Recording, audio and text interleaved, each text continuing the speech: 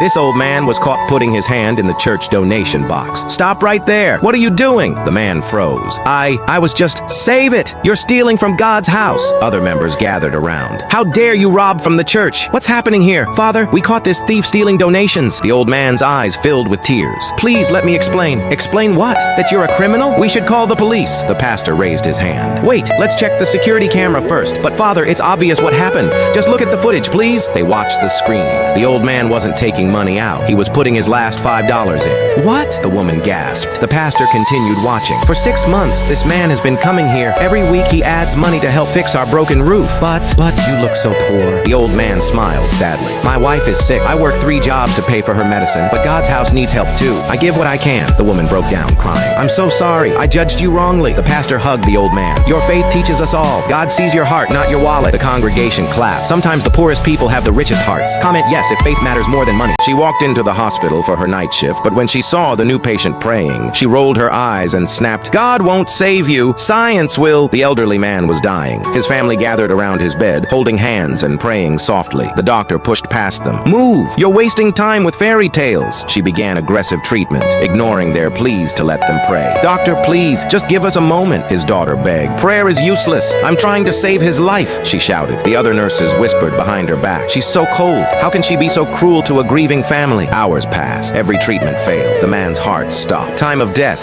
she began to announce, but suddenly the heart monitor beeped. Then again, his eyes opened slowly. "How?" she gasped, checking all the machines. "This is medically impossible. His organs were shutting down." The old man smiled weakly and pointed to a corner of the room. There stood a little girl in a white dress that only he could see, his granddaughter who had died years ago. "She came to bring me back," he whispered. "She said it wasn't my time yet. Drop a heart if you believe in the power of prayer." This woman stormed into the church and yelled at the old priest, "Your God doesn't care about anyone. My daughter is dying and you keep saying pray." The priest stayed calm. "Have faith. God has a plan." She laughed bitterly. "Faith? I prayed for months. Nothing changed." She grabbed her bag to leave. "But wait," the priest said. "Take this." He handed her an envelope. She ripped it open. "Just a blank piece of paper? This is your help?" Furious, she threw it on the ground and left. That night at the hospital, doctors told her the surgery costs $50,000. "We need payment now, or we can't operate." She broke down, crying. Suddenly, she remembered the envelope. She picked it up from her purse. Under the light, she noticed faint writing. She held it up. It was a check for $50,000 made out in her name. She ran back to the church. "Father, the money. How did you—" The priest smiled gently. "God always provides, my child, but I'm nobody. Why would you give this to a stranger?" He replied. 20 years ago, a young nurse stayed late to save my mother's life. She refused payment. That nurse was you." The woman fell to her knees, sobbing. "God never forgot your kindness. He was just waiting for the right time. Drop a heart if you believe God sees everything." A young woman stands in line at a grocery store. She holds a small basket with only bread and milk. She has just enough money for her item. An elderly man stands in front of her. His hands shake as he counts his coin. "I'm short $5 for my groceries," he whispers. The cashier crosses her arms. "And put something back, sir. I don't make the rules." Other customers groan and complain. "Hurry up, old man. We don't have all day." The young woman closes her eyes and prays silently. She feels God telling her to help. She steps forward and hands the cashier a $20 bill. "I'll pay for his groceries and mine." The elderly man's eyes fill with tears. "God bless you, young lady. I need medicine for my sick wife." The young woman smiles. "It's okay. God will provide for me." She only has $5 left now for the entire week. An angry woman in line mocks her. "You're an idiot. Now you can't even feed yourself. Some faith you have." The young woman walks the elderly man to his car. She helps him load his groceries. A homeless man sits nearby and looks hungry. The young woman gives him her bread and milk. "Here, you need this more than I do." The angry woman from the line drives by and laughs. "You're so stupid. You gave away everything." The young woman goes back inside the store. She applies for a job at the customer service desk. The manager reviews her application and frowns. "Sorry, we hired someone yesterday. We don't have any positions." The young woman nods and turns to leave. A security guard stops her at the door. "Ma'am, the cashier says you caused a scene earlier." "I just helped someone pay for groceries," she explains. "Company policy says customers can't do that. I need you to leave and don't come back." The young woman walks outside, feeling defeated. She sits on a bench and prays. "God, I trusted you. I did what felt right." Suddenly, the elderly man returns with a younger man. "That's her. She saved my life today," the elderly man says. The younger man approaches. "Miss, I'm the owner of this store. This is my father you helped." The elderly man continues. "I forgot my wallet at home. My wife needs her medicine urgently. You sacrificed your last money to help a stranger." The store owner holds out his hand. "My father told me everything. You gave your groceries to a homeless man too." The Security guard stands nearby looking embarrassed. The store owner turns to him. You kicked out the kindest person I've ever met. You're fired. He turns back to the young woman. I'm offering you the manager position. It pays triple what you expected. The young woman's eyes widen. But sir, I only applied for customer service. Anyone who puts faith and kindness first deserves to lead my team. When you trust God and help others, blessings follow. The store owner hands her a check. This is your signing bonus. Go buy yourself groceries and anything else you need. The angry woman from earlier walks by and sees everything. Her face turns red with shame. Drop a heart if you believe that when we trust God and help others. The security guard grabbed the homeless woman's arm and dragged her toward the exit. Get out! You're scaring our customers, he shouted. Please, sir, she whispered, clutching her Bible. I'm just praying in the corner. I won't disturb anyone. A wealthy man in a suit stood up. Disgusting! This is a 5-star hotel lobby, not a shelter. Other guests nodded. She smells terrible. Call the police, someone yelled. The woman's eyes filled with tears. God will provide. I have faith. Faith.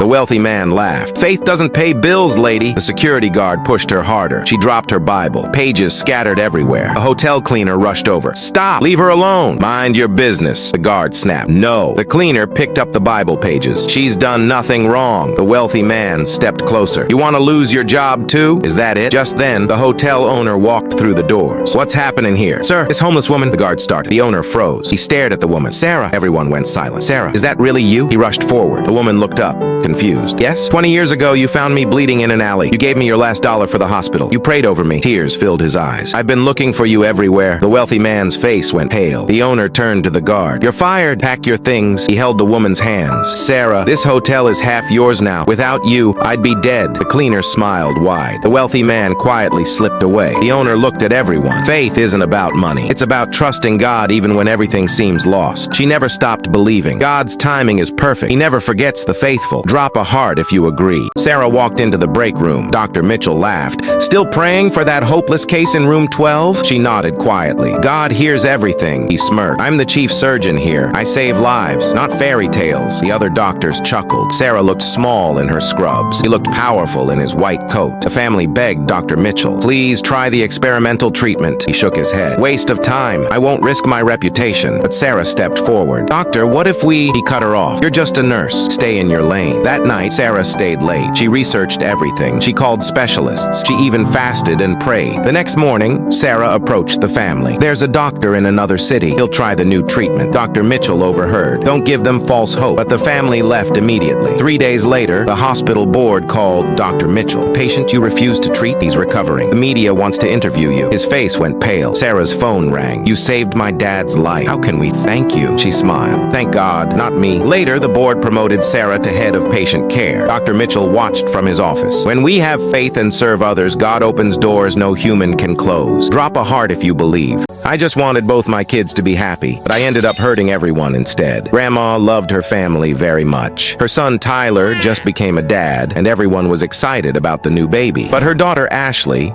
wasn't happy. Ashley had been trying to have a baby for years, but it didn't work. One day, Grandma asked Tyler and his wife if they could leave the baby at home during Thanksgiving, but Tyler got very angry. If my baby isn't welcome, then none of us will come. Tyler's wife started crying. Do you think we're not part of the family? Grandma felt terrible. She didn't want to hurt anyone, therefore she decided to talk to Ashley. But when she called Ashley, her son-in-law answered instead. Ashley is very upset. She went for a drive and hasn't come back yet. Grandma felt scared. She drove around and found Ashley sitting in her car, crying. I'm sorry. I was trying to help, but I made things worse. You don't have to go through this alone. We're all here for you. Therefore, Grandma brought everyone together. They promised to talk more and find ways to help each other. Family means sticking together, even when things are hard. A man hadn't spoken to his brother in years. His brother always caused trouble, skipping school, stealing, and even going to jail. Their parents spent all their time and money helping the brother. One day, their parents used his college savings to pay for brother's lawyer. The man was furious. You're ruining my future for him, he shouted. Therefore, he left for college and didn't come back. Years later, the man became a successful man in the city, but he rarely called home. One winter night, his mom called. Your dad is very sick. But when the man arrived at the hospital, his brother was already there. The brother had been sitting by their dad's bed all night. Their dad passed away. At the funeral, the man saw his brother working hard to help their mom, but he still felt angry. Why should I forgive him, he thought. One snowy evening, the man drove his mom home with brother in the back seat. Suddenly, Suddenly, another car slid on the ice and crashed into them. The car spun and stopped. The man turned to see the brother climbing out. The brother opened the man's door. "Are you hurt?" "Mom's okay. She's just scared." The man felt a rush of emotions. He realized his brother wasn't the same person he used to be. Therefore, he hugged his brother and said, "I've missed you, brother."